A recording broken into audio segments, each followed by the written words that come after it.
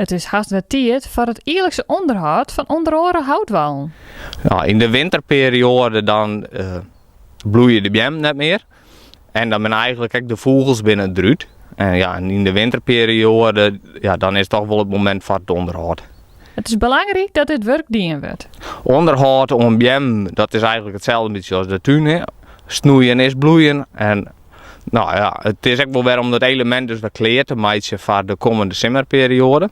Ja, we hebben eigenlijk in deze periode geef ik bij alle houtwallen wel. Daar voeren we verschillende typen onderhoud uit. Voor elke wal doen we jaarlijks onderhoud bij. Dus dan geven we even ik ga een elektrische zaag gaan we aanschaft.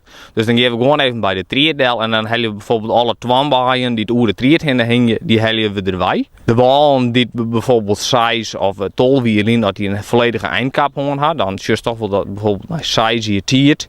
Dan komen die bjem, die stroeken, die komen eigenlijk al weer oer de tried heen. En dan geven we er even bij een hoorzagen bedel. En dan hebben we eigenlijk alle oerhingende takken.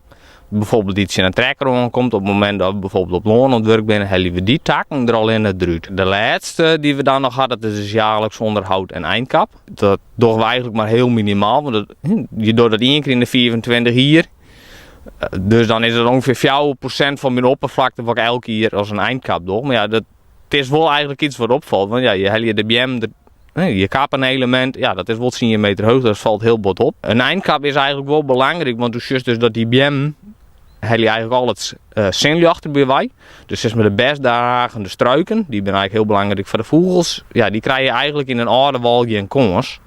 Dus 1 keer in de 24 hier zo'n hele houtwal erbij bij helpt. Ja, dan krijg je eigenlijk die bestdragende struiken krijg je weer een nieuwe kans om uit te rennen. In de winter is Pierjan er wel zo'n 120 uren mee bezig. Maar het werk levert ook wat op. In het voorjaar en in de zomer dan heb je dus verschillende bosvogels die in dit gebied voorkomen. Die kunnen eigenlijk alleen maar in dit gebied voortplanten, want het is een coulissenlandschap, dus het is houtwallen en maar ook een stukje iepen. Die vogels komen eigenlijk net voor in een bos, maar die komen juist eigenlijk op dit type landschap uit. En gedurende de winter dan gaan die vogels weer om naar Afrika toe. Want ja, daar is het dan in de winter en dan is die wat te koud. Het valt dan op, dat je zo'n eindkap dogger, dan jaren wij toch wel vaak van, goh, waarom dogger je hem dit? En dit is eigenlijk een vernieling van het landschap. Ik zei, wij hebben eigenlijk vanuit de vereniging de Noordelijk Friese Gewaarden beschikbaar gesteld spandoeken. Dus dit heb ik het e-mailadres op van de vereniging. Zorg je hem zo'n spandoek, dan wordt er gewoon beheer uitgevoerd en zorg ik hem bij ons op de website van waarom het doggen.